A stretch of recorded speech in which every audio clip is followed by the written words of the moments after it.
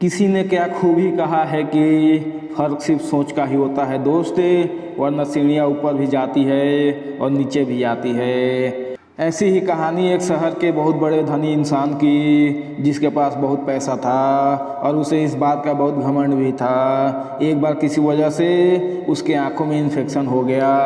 आँखों में बुरी तरह जलन होने की वजह से वह डॉक्टर के पास गया, लेकिन डॉक्टर उसकी इस बीमारी का इलाज नहीं कर पाया। सेठ के पास बहुत पैसा था तो उसने देश विदेश से बहुत सारे नीम हकीम और बहुत बड़े बड़े डॉक्टर बुलाए। उनमें से एक बड़े डॉक्टर ने बताया कि आपकी आंखों में एलर्जी है, आपको कुछ दिनों तक सिर्फ हरा रंग ही देखना होगा और कोई दूसरा रंग देखने पर आंखों में परेशानी होगी।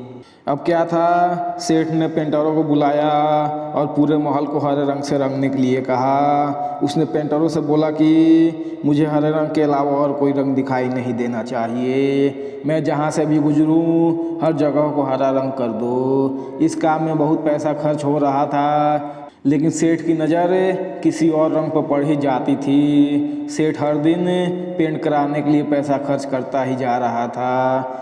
तभी वहाँ से शहर के एक सज्जन पुरुष गुजर रहे थे। उसने चारों तरफ हरा रंग देखकर लोगों से वजह पूछा तो लोगों ने सारी बात बताई। ये सब सुनकर वो सेठ के पास गया और सेठ से बोला कि आपको इतना पैसा खर्च करने की ज़रूरत नहीं है, मेरे पास आपकी परेशानी का एक छोटा सा हल है। आप हरा चश्मा क्यों नहीं खरीद लेते ताकि सब कुछ आपको हरा नज़र आने लगे।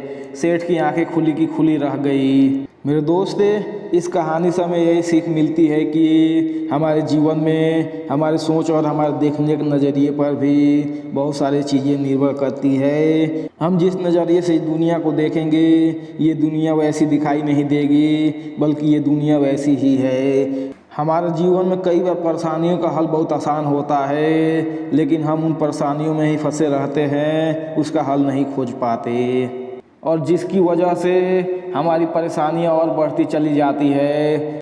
मेरे दोस्त, हम परेशानियों को देखने की बजाय उसका हल ढूंढने पर फोकस करेंगे तो परेशानियां खुद ब खुद ख़त्म होती चली जाएगी। यही सोच का फ़र्क आपको कामयाब होने में मदद करेगा। जय हिंद।